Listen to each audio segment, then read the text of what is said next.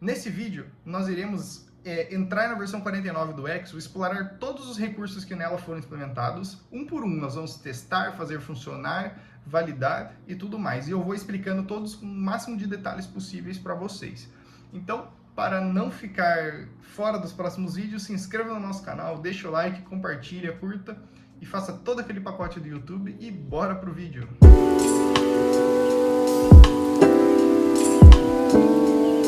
Então, de 6 em 6 meses, o Expo ele lança novas atualizações e ele sempre muda uma versão na Major. Lembrando que tem um vídeo falando de Major Minor Patch Version. Se você não assistiu, clique aqui em cima ou acesse o link na descrição para vê-los, porque é bem importante você ter esse conhecimento. Mas enfim, de 6 em 6 meses o Expo lança uma nova versão e com essa nova versão lança um monte de novas funcionalidades aqui para a gente que utiliza a Expo poder codar os nossos aplicativos. Particularmente, essa versão 49, ela está muito boa. Eu acho que foi a melhor versão que eles lançaram até agora, principalmente falando do Expo Router e da compatibilidade que a gente tem para utilizar apps ali que tenham como que eu posso dizer, a versão web também integrada com ele. Então, eu achei que ficou muito top, tá bom? Vamos lá então para a gente fazer a investigação. Basicamente aqui a gente começa com o debugging utilizando integrado com o DevTools aqui no Expo. O que isso significa? Que agora a gente pode desenvolver os nossos apps utilizando o React Native, além de ter o DevTools funcionando junto para fazer as inspeções, que já tinha nas versões anteriores, eles adicionaram a possibilidade da gente ter um networking, ou seja, a inspeção do networking de quando faz as requisições. Basicamente, quando o seu app fizer uma chamada para uma API, a gente vai conseguir inspecionar do mesmo jeito que a gente faz com o React Web hoje, coisa que é algo um pouquinho chatinho de fazer no React Native hoje. Assim, eu tinha bastante dificuldades e às vezes eu até acabava fazendo algumas gambiarras ali por preguiça de fazer algumas configurações. Então a promessa é que a inspeção do network seja melhor na versão 49 e é isso que a gente vai testar. Para a gente fazer isso funcionar, nós precisamos estar usando o Hermes, que é o motor de renderização padrão do React Native que o Expo utiliza. E só um pequeno parênteses, o que é esse tal desse Hermes aqui para vocês? Imaginem o seguinte, imagine uma empresa de jogos, por exemplo, que trabalha com as engines. O Hermes é uma engine, assim como tem uma engine para jogo. Mas, por exemplo, vamos só fazer um paralelo ao mundo aqui, ó. A gente tem a engine Unreal, que é uma engine altamente conhecida por seus gráficos, pela sua capacidade de renderizar luz e tudo mais. A gente tem a Unity, que é uma engine que é famosa por ela ser simples, de fácil uso, que uma pessoa consegue trabalhar nela. E a gente tem outras, como a engine proprietária da Rockstar lá, que desenvolve GTA, que eu não vou lembrar o nome. Enfim, tem diversas engines e cada engine serve para alguma coisa, algum contexto específico ou resolve algum problema de jogo específico. E no mundo dos aplicativos também é assim. O Expo, por padrão, ele utiliza o Hermes, que se a gente for entrar no site desse motor de busca aqui, só para mostrar para vocês, abrir o Hermes Engine aqui, o que ele fala? Ele se vangloria por 3 tópicos principais, que ele deixa o seu app, a inicialização dele muito mais rápida, ele é otimizado para mobile, o que é legal para a gente que estamos trabalhando com mobile, e também tem uma fácil integração. Então, basicamente, por padrão, o Expo já utiliza esse motor de busca por debaixo dos panos.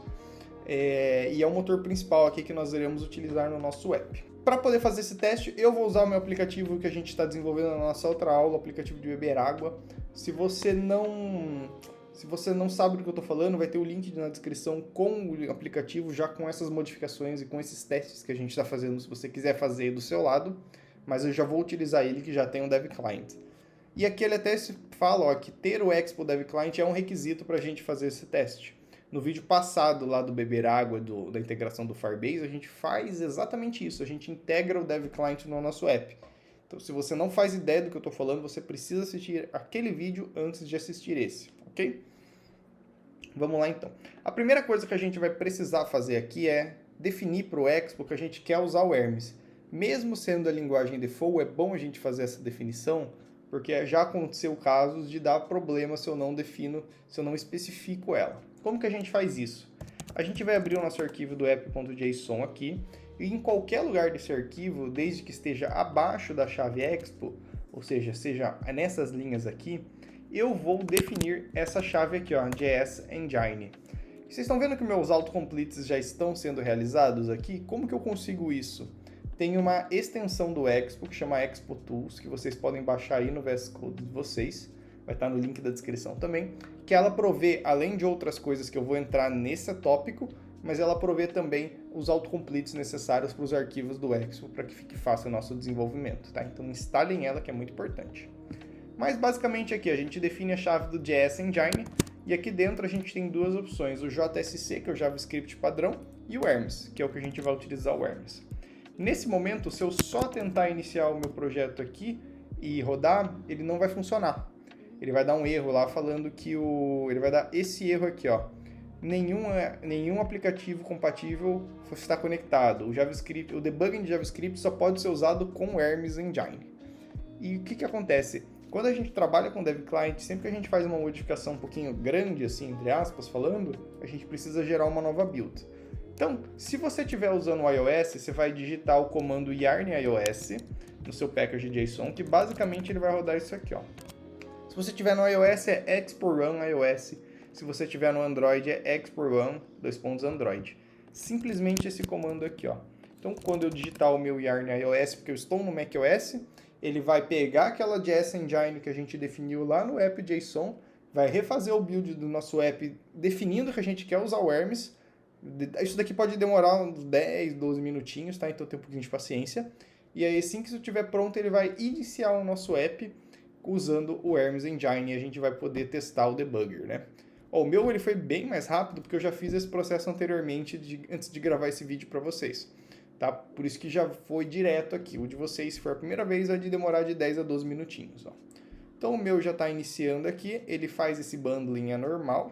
Só esperar ele finalizar. E assim que estiver pronto, a gente vai poder apertar a letra J aqui para abrir o debugger. Vou testar a primeira vez junto com vocês.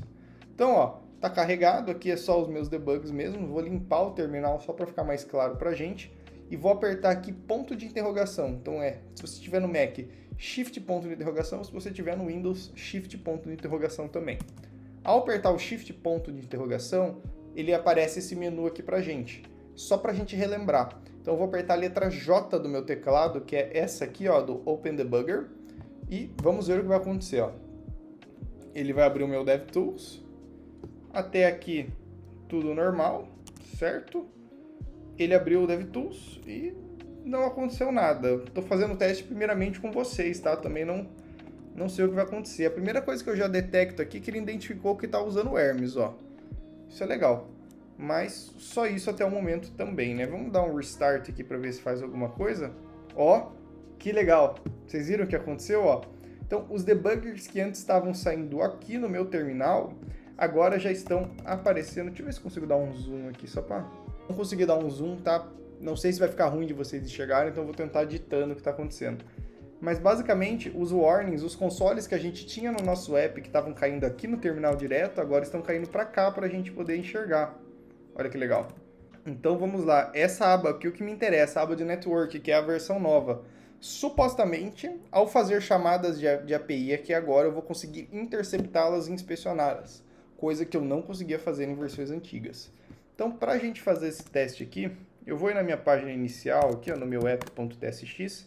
Vou comentar isso daqui por enquanto, tá? Só para a gente testar. E aqui eu vou fazer o seguinte, ó. Vou comentar aqui. E eu quero criar um botão que quando eu clique no botão, ele me chama sei lá, Pokédex API. Eu só quero fazer uma requisição qualquer para poder fazer essa inspeção aqui para funcionar. Então, eu vou chamar o meu fetch, vou falar aqui, ó, fetch a Pokédex URL. Deixa o Copilot fazer isso aqui pra gente, ó. Basicamente, eu acho que é isso. Tá, clicou aqui, joga pra cá, termina o botão e fecha o nosso código aqui também. Então, basicamente, o que isso daqui vai fazer, ó? Tá, vou importar o botão diretamente do React Native aqui, ó. Para não ter dor de cabeça. E aqui a gente tira aqui e bota como title para cá. Então, o que eu espero que aconteça aqui quando eu clicar nesse botão? Eu espero, deixa eu pôr dentro de uma view aqui também. só para ficar centralizado, bonitinho. Cadê o nosso botão que não está aparecendo? Deixa eu dar um restart aqui.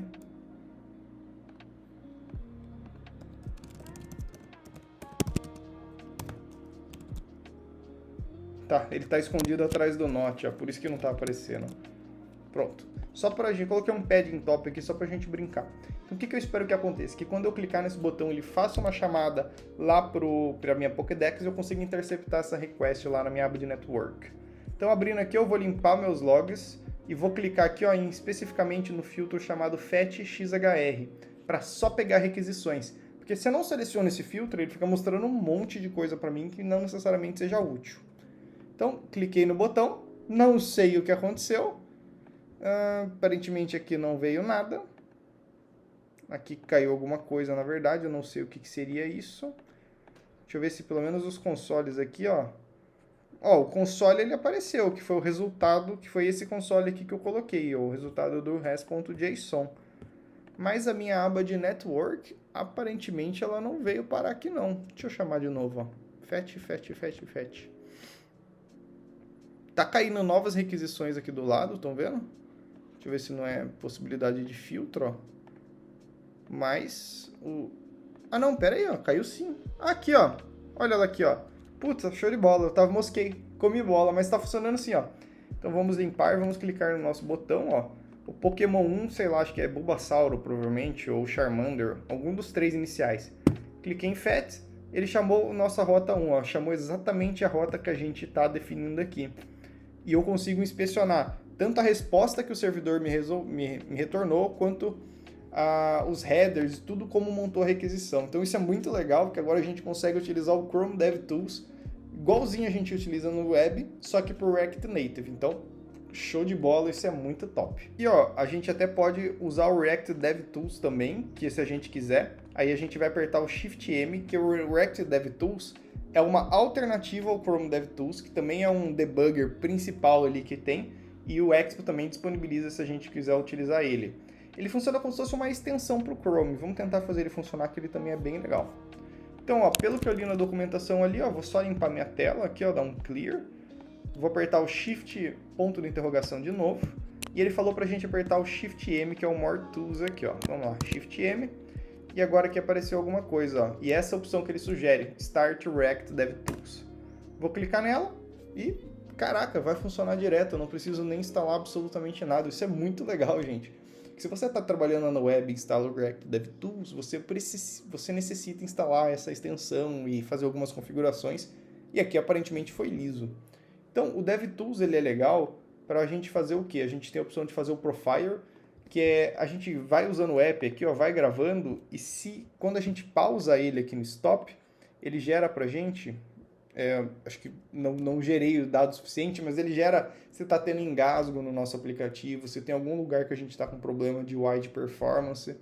E aqui é toda a inspeção dos componentes também, que a gente consegue, por exemplo, esse é o nosso botão lá que a gente está aqui no app agora. Tá vendo que ele seleciona aqui, ó?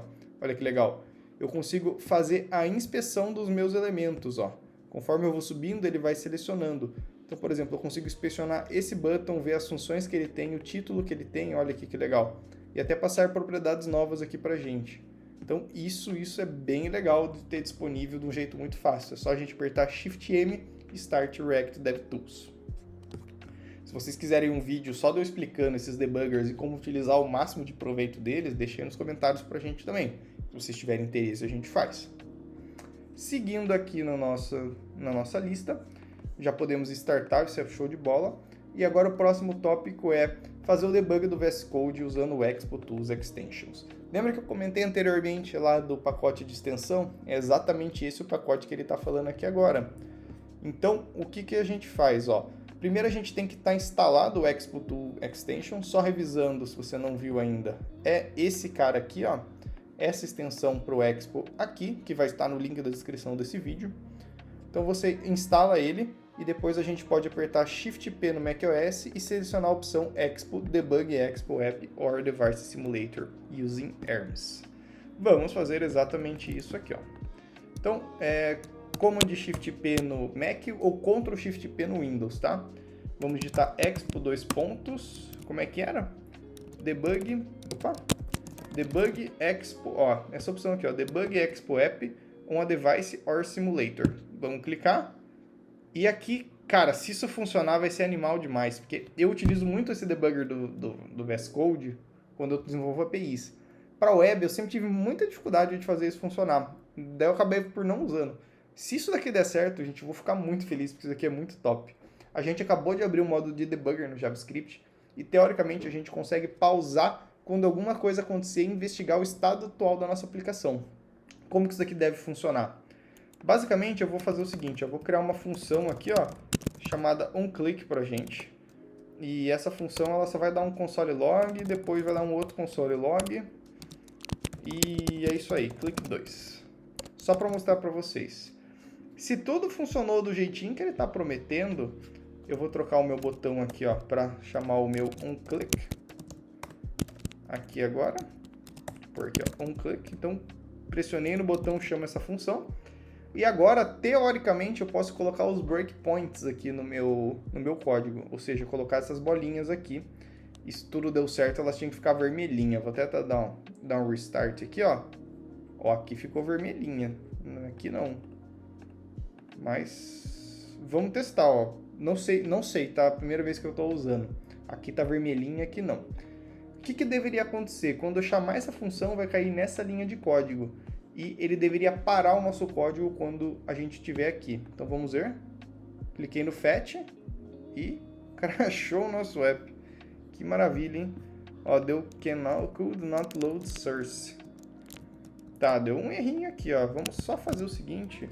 Pode ser porque meu app já estava rodando, tá? Então eu vou cancelar o meu rodar. Não tá rodando mais nada aqui. E eu vou tentar iniciar ele direto pelo debugger aqui para ver se agora vai. Esse aqui foi o erro anterior que deu. Ó, ele tá waiting for bundler, ou seja, ele tá esperando que a gente inicie o Expo. Então acho que não era isso. Vamos iniciar o nosso Expo aqui com o Dev Client rodando. E vamos apertar o I de iOS, porque eu estou no Mac. Se você estiver no Android, você aperta a letra A. Ele vai abrir aqui. Talvez, se tudo der certo, ele vai fazer esse vínculo aqui do nosso device aqui, ó. Sempre que aparece essa mensagem vermelhinha, quer dizer que ele conseguiu conectar. Não necessariamente está funcionando, mas o debugger ele fez o ato de fazer o que a gente chama de attach. Então, aparentemente foi, mas da outra vez também tinha aparentemente ido, né? Ó, aqui ligou uma luzinha, ó. Ah, peraí, as luzinhas ligaram, mas ele não seguiu, né? Não, ele desconectou. Tá, vamos tentar de novo então, ó. Expo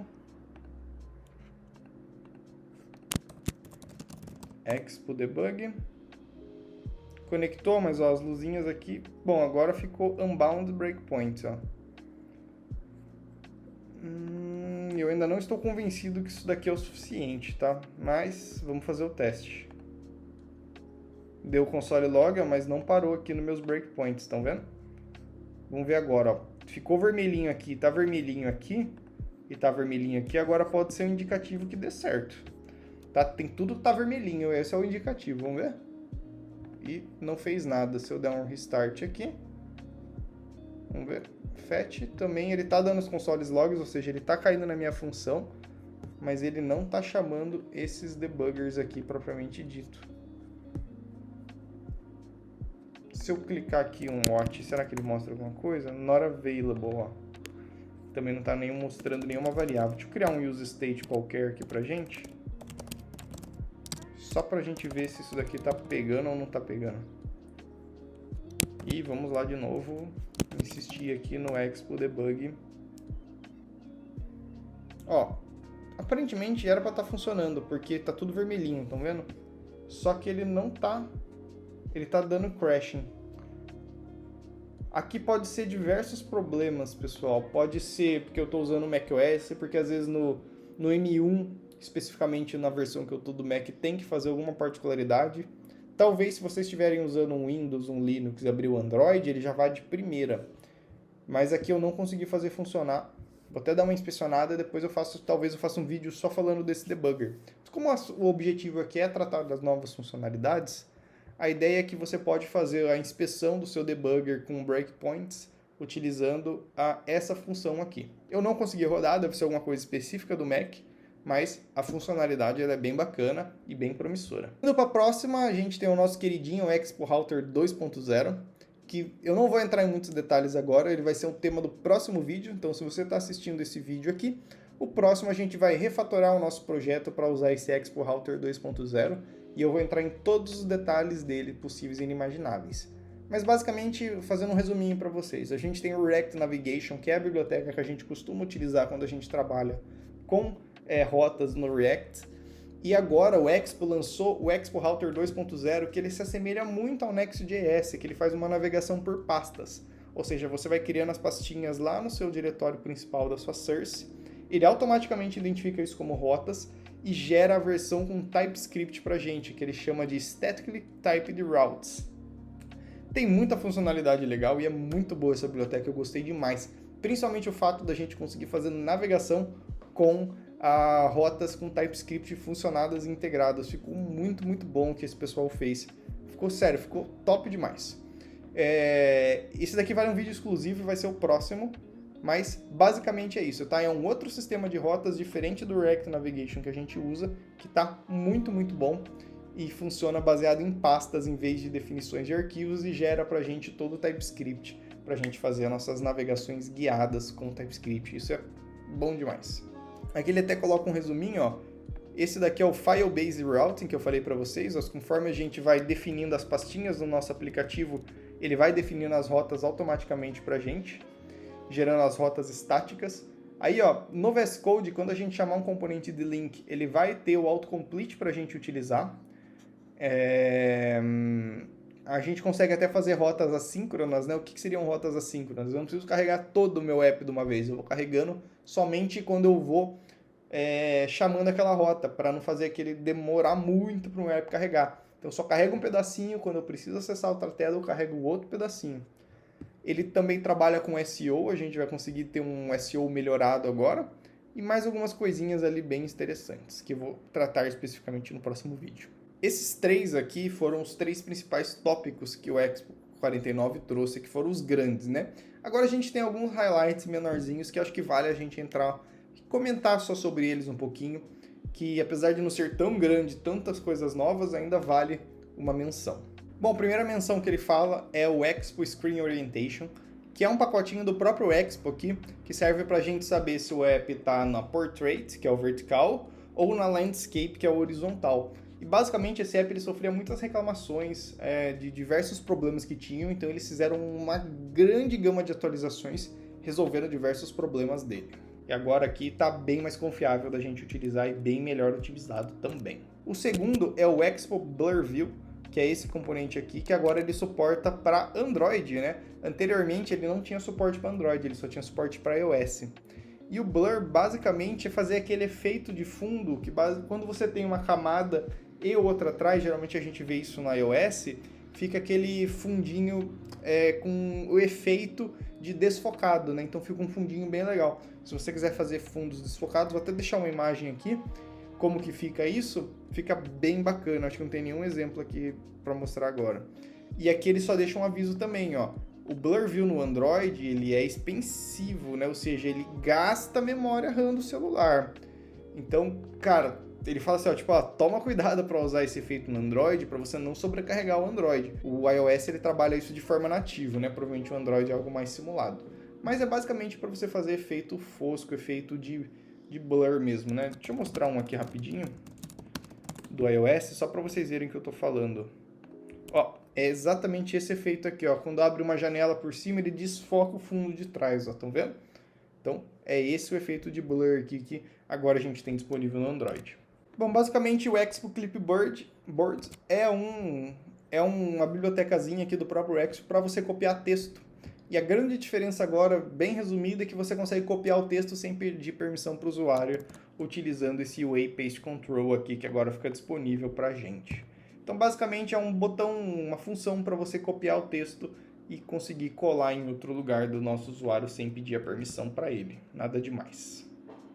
Esse daqui é o próximo da lista, eu não vou entrar no mérito, que eu acho algo um pouco complexo da gente tratar só no vídeo de atualização, mas vale a menção. Agora, a gente consegue mexer com código nativo no Expo sem precisar criar outras formas mirabolantes, né?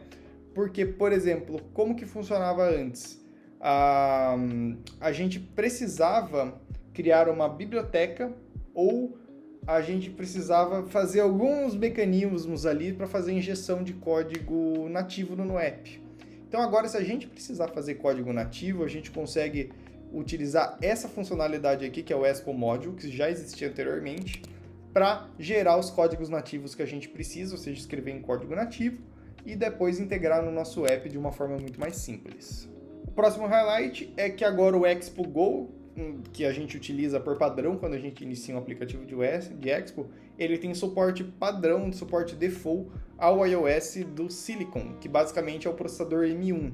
Antes ele funcionava, mas de uma forma meio que simulada, agora ele já está com suporte nativo. Então, se você está trabalhando com M1 utilizando o iOS que tem o M1 já, você vai sentir uma grande performance ali no seu Expo Go. Basicamente agora, vou chamar de engine, né? A engine do Metro para o web, ela é recomendada para você utilizar na 49 e eles não recomendam mais você utilizar a que eles chamam de a Webpack propriamente dito. Então, o que o Expo está falando aqui? Cara, para web, se você for trabalhar com Expo Web, eu recomendo você utilizar o Metro e não mais o Webpack. E a gente está focando os nossos esforços em utilizar o Metro e em trabalhar em cima do Metro. Ou seja, se você vai trabalhar com Expo Native Web, já vai direto no Metro, porque a partir de agora o suporte para Webpack provavelmente vai ser bem pouco disponibilizado. E aqui é uma coisa que eu estava fazendo aqui nos vídeos, acho que vocês até perceberam. Agora, quando você inicia com o comando do npx expo start, você não mais precisa passar a flag de --dev_client, que era uma coisa que a gente fazia toda vez que a gente ia abrir o nosso app, né? Deixa eu até mostrar aqui para vocês, ó. A gente passava essa chave aqui, ó, npx expo start --dev_client, e o clear às vezes é opcional. A grande diferença agora é que o dev client ele é opcional, você não precisa mais informar essa chave aqui para que ele abra o dev client quando a gente estiver trabalhando com o dev client. Ele vai identificar automático e abrir automático para a gente.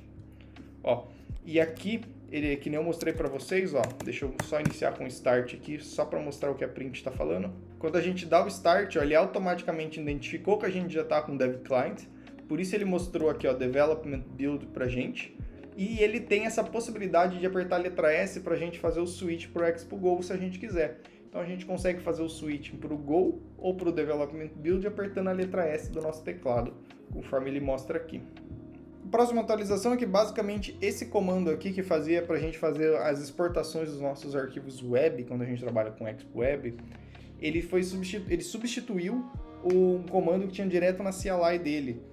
Basicamente o que acontece, a gente tem o package.json aqui para a gente definir o arquivo principal do nosso código. O meu não está nem mostrando aqui, porque a gente já trabalha com valor padrão, mas seria mais ou menos isso aqui, ó. Qual que é o arquivo padrão que ele inicia quando a gente abre o aplicativo? Então, basicamente, eu consigo trocar do main e colocar para outro arquivo que eu quiser.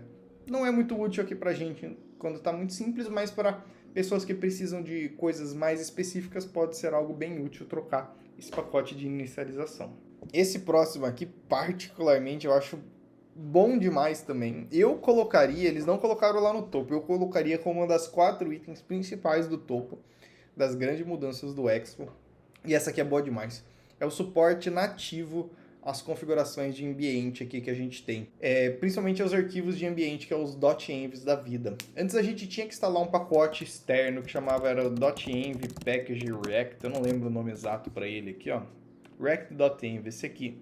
Então a gente tinha que instalar o react.env por fora e fazer toda a configuração ali para ele funcionar.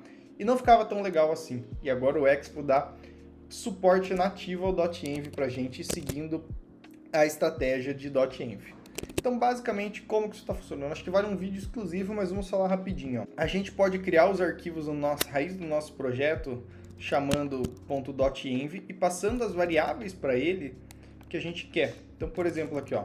Se eu tiver o meu arquivo aqui, criar um .env, só um .env padrão, e tem que colocar esse prefixo, tá, pessoal? Se vocês não colocarem esse prefixo aqui, ó, ele não vai funcionar, ó, vou escrever aqui, ó, refúgio code.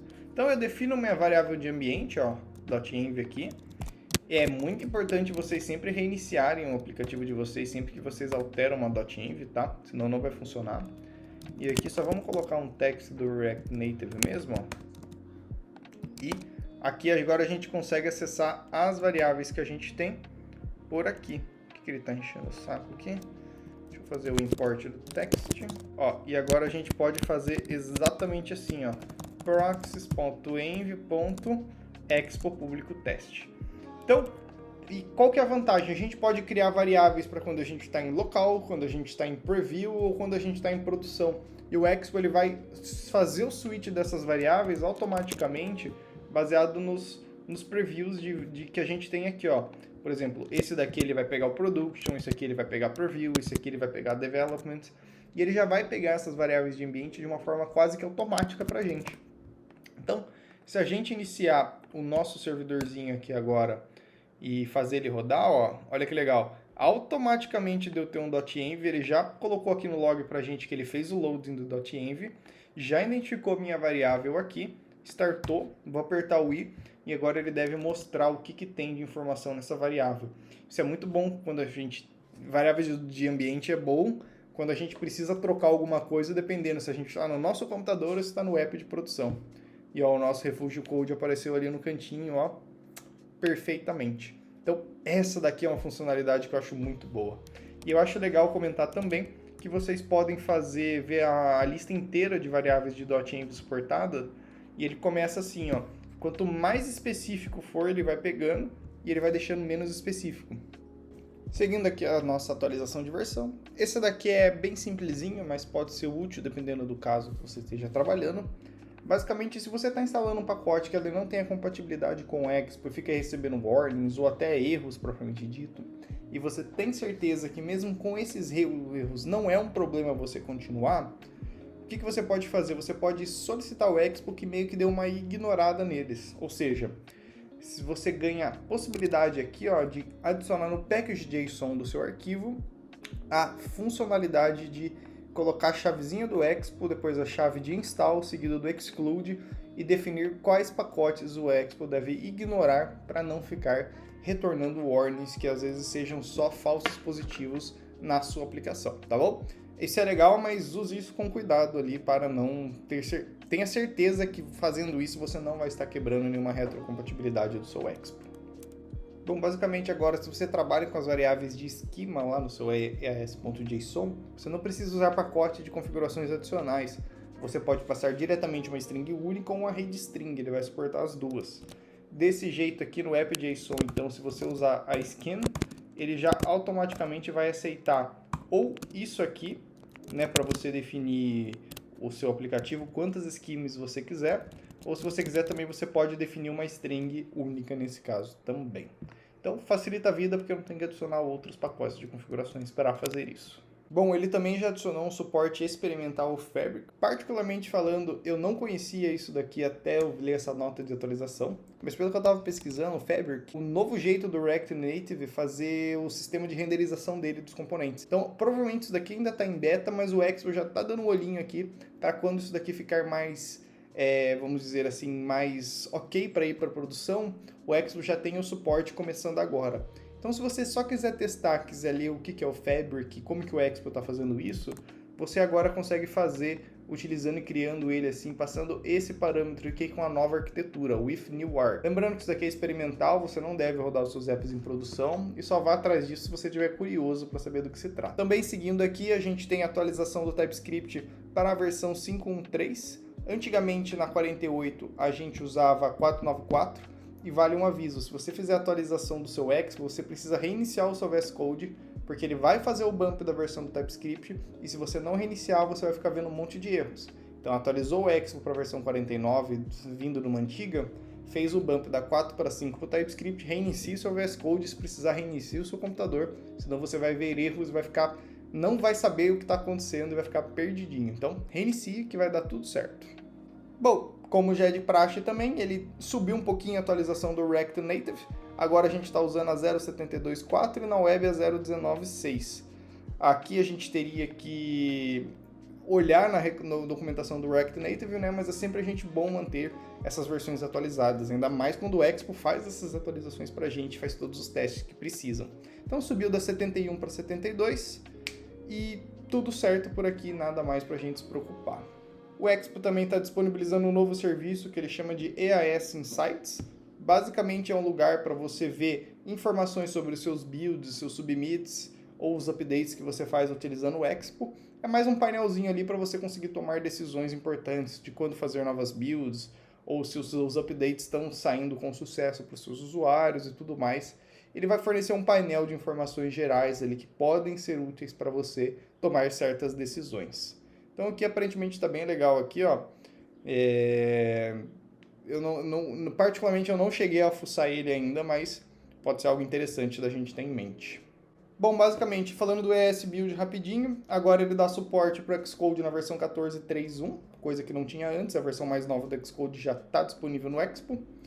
Agora ele consegue trabalhar quando vai fazer builds para Android e para iOS, eles conseguem trabalhar em M2, né, não só mais M1, e eles fazem de 40% a 50% mais rápido os builds quando você está utilizando o ES Build ali também. Então, basicamente, isso é um up na velocidade de gerar as builds do Expo que a gente tem.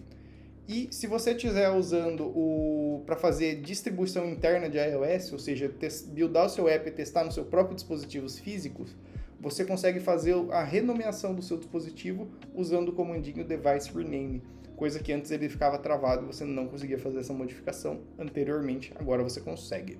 Bom, referente ao EAS Update, que faz a mensagem de atualização do seu aplicativo, ou ele atualiza o seu aplicativo propriamente dito, aqui eu acho que não tem nada muito interessante da gente mencionar, é só algumas novas funcionalidades, algumas diferencinhas ali na hora de tratar, ele trollava erros de alguma hora que agora ele não faz mais, mas no geral essa biblioteca aqui ela continua a mesma coisa, né? Por exemplo, agora ele usa o Broadly Compression e ele fica... o JavaScript ele fica 15% menor do que com o que ficava anteriormente, então só algumas modificações, mas eu acho que nada que compense aqui a gente entrar no detalhe.